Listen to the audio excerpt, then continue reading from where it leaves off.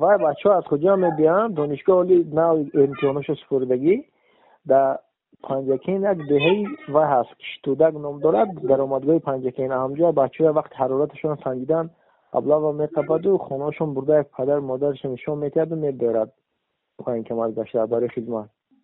این از زبان کی شنیدید شما؟ هم بچه خودش همسین پیمان پدر مادر من زنگ دادن که هم خیلی هم بچه بردن با جور چند نفر دیگر گفتن که هم خیلی بردن همسین فوده گفته. و بچه چی نام دارد و از کدام دیه هست؟ این کار در کجا شد؟ این بچه اکتش نامش سیتش میدونم یه 4 کس بردگی گفتن 3 تا آدمی که من میشناسم هوای بردگی چهارمش من نمیشناسم یکی.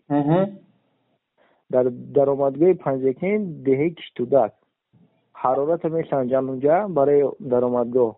بعد همجا هم بچه ها نو امتحانی 4م کورسه تمام کردگم داشتم ولی باید تا سنته برای استودین کو ولی نباید برام اما اکتبر باید که ابلا باید که به خدمت رو ولی حالی خوب دارد ماجستراتور خونه و نمونه سبش میگوید جورتانه هم بچه ها اکتش نامش سلطانوش جورابیک اکتش بوبف عبدالجبار گالچی دیگرش نامش میدونم و مراد بیگ هکون فامیلش باور کنید نمیدونم. اینو در کدام دانشگاه میخوندن که رفتن اینو در وای خیگیو میخوندن دانشگاه دولتی خوجند دوتش میخوند هم سریمش من نمیدونم کجا میخونن برای که هر دیگه همسنش من دو تیویش نمیدونم یک دیگریش نمیدونم. این حالت در شما رخ دادگی نیست؟ در من رخ دادگی نیست. بچه ها شناسه من در ویا ساکنی دهی سردمی شهر پنجکین. الو سلام علیکم. و علیکم السلام. من ژورنالیستی سامانه اویلا رستم عظیمی زنگ میزنم.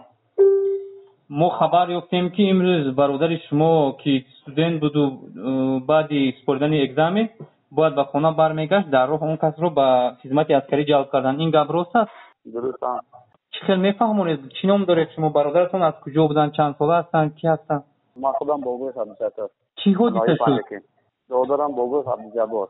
فهمیدم. چی خیلی حادثه شد فهمونید؟ دانشگاه دولتی خوجند میخوان. امسال کورس 4 کرد. بعد امتحان دولتی وقت خانه برگشتم در راه داشتیم. در کجا داشتن؟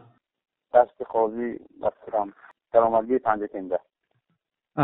اونها چی سوال دادن وقتی دانشجویان رو داشتن؟ چی گفتن؟ یگان سوال ندادن. به خونه شما اومدن اجازه گرفتن؟ نه اما هم نپرسیدیم. شما با برادرتون روبرو نشده یک بار گرفته بردن؟ ما بعد خبر رفتیم بعد رفتیم. همین روز رفتیم خودی همون کمیته حربی بخوردیم. و شما چی گفتن وقتی رفته دیدید؟ ما رفتیم مجبور نموندن کمیته حربی بخوریم ممکن نیست. و این کمدی شهری پنجکین رفته؟ کمیته حربی رفتیم سنگی بخوریم مجبور بخوریم ممکن نیست. دیدم ممکن نیست. بعد سوال ندادید که برای چی برادر ما رو در راه داشته؟ نه خیلی سوال دادیم سوال جواب ندادن. حاضر برادر شما در کجا است؟ همین روز گرفته بردن نمیدونم کجا میاد شنبه اون طرف. کورسی چند میخوان؟ کورس 4 ختم کردی. باید به خانه برمیگشت و ادامه دادن میخواست دانشگاه ها. البته فکرش خوندم بود. نه همونجا برآمده آمادگیش خانم نرسیده. یعنی که دیپلم گرفت و بالای پرتبسم به نزد پدر و مادر برمیگشت اما در راه از این کمد اون کس ها رو داشتن.